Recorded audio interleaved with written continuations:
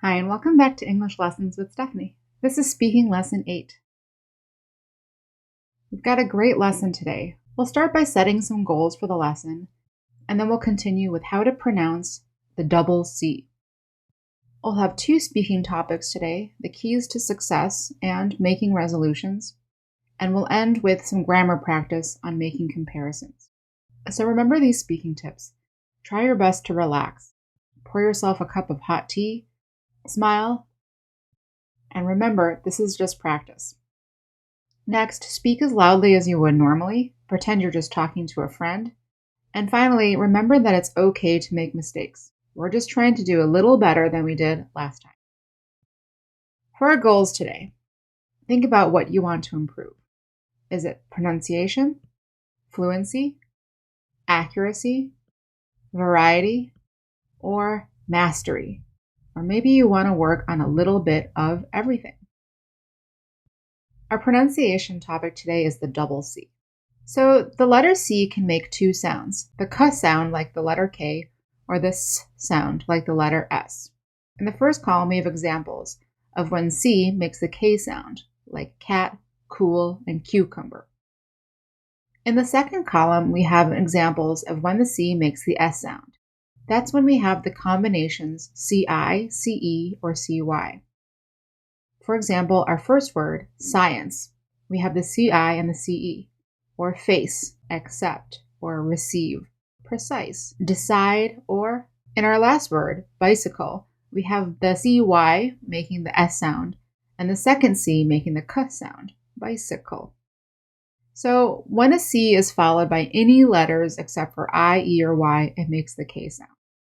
In our third column, we have two C's that make the K sound, like occasion. So this will make the K sound because the first C is followed by a C, and the second C is followed by an A. So they both make the K sounds. Or occur, account, occupation, accurate, or broccoli. The exception here is soccer. The second C in soccer is followed by the letter E, but it still makes the K sound. In our last column, we have examples of when two letter C's make two different sounds together. That's when we have C followed by CI or C followed by CE. Then they make the K sound and then the S sound. X. So in the word success, the first C is the hard C, and the second C is the soft C because it's followed by CE, success. The same is true with these other examples. Accident, access, vaccination, accept, or accent. So pause the video here and let's practice pronouncing all these C words.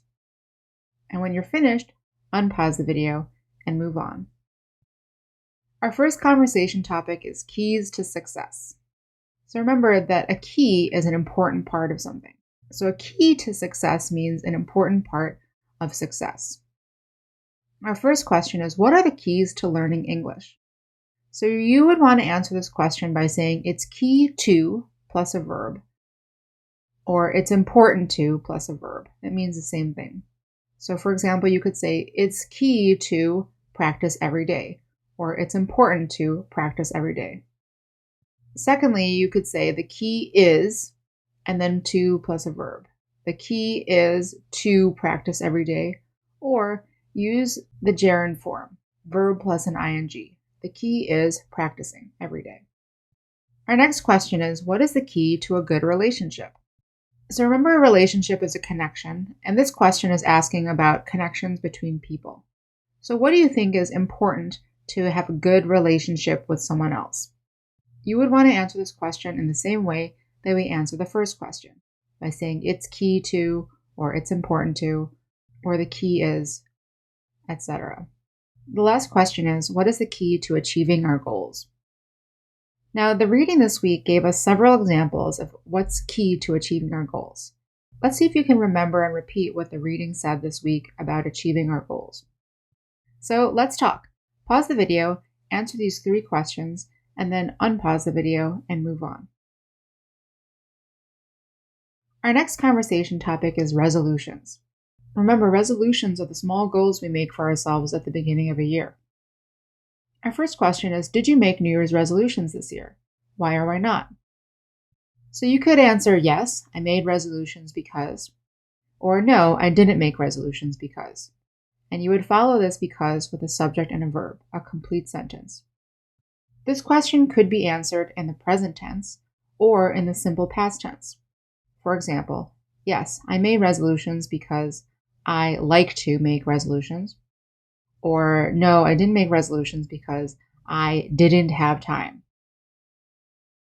Our second question is, what are your New Year's resolutions? If you didn't make any, make some now. You can say, I resolve to plus a verb. For example, I resolve to quit smoking.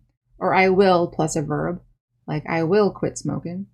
I would like to quit smoking, or I'm going to try to quit smoking. So let's talk. Pause the video, answer these questions, and then move on to our grammar practice. In our grammar lesson this week, we talked about how to compare two things. So let's look at this. So let's look at these pictures of a lion and a house cat. And down below, we have several adjectives, verbs, a noun, and an adverb about how you could compare these two animals. Or feel free to use your own descriptions. So let's talk. Pause the video, compare these two animals, and then unpause the video to see some examples. So here are some sentences you could have said. Lions are bigger than house cats, or just lions are bigger. Lions are faster than house cats. Lions are scarier than house cats. Lions are more powerful. Lions eat more. Lions sleep less. They have more freedom, or they behave more violently. That's if you started your sentences with the lions. If you started your sentences with the house cats, you could say, house cats are not as big, or house cats are not as fast. House cats are not as scary, or less scary. Or house cats are not as powerful as or less scary than lions. House cats eat less. House cats sleep more. House cats have less freedom, or house cats behave less violently. Let's try this exercise again, and let's compare the city versus the countryside.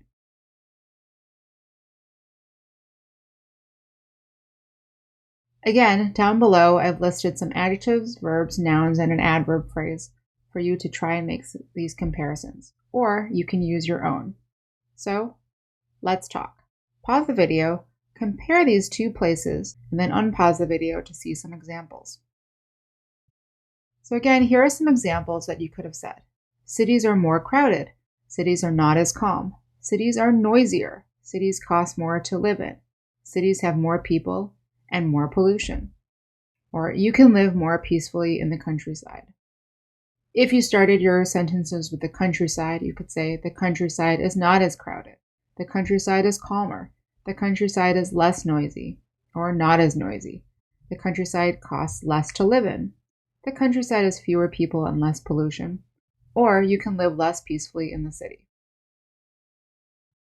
And let's do one last example of making comparisons. Let's compare a kindergarten versus a university. And down below again, we have some words and phrases that you can use. So let's talk. Compare kindergarten versus a university, and then unpause the video to see some examples. So here are some examples of things you could have said.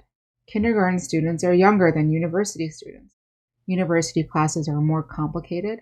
Kindergarten is easier. Students study more at university. Students play more in kindergarten. University students have more free time. Kindergarten students have fewer tests. Or kindergarten students make friends more quickly. And if you want some more practice, try to make some more comparisons, coming up with adjectives and phrases of your own. You can compare yourself with a family member or a friend, compare two places you have visited, or compare two jobs. So let's talk. Think of some ways to compare these things. Well, that's it for today. Great work. It's so important to keep practicing your spoken English. So talk to yourself, talk to your pets, talk to your friends. Whatever you do, just keep practicing. So you've reached the end of Class 6. Hopefully you enjoyed this class, and I hope you'll join us next week for Class 7, where we'll talk about the simple past tense, and we'll hear and read the second half of the story Losing Chris. Thanks. See you next time.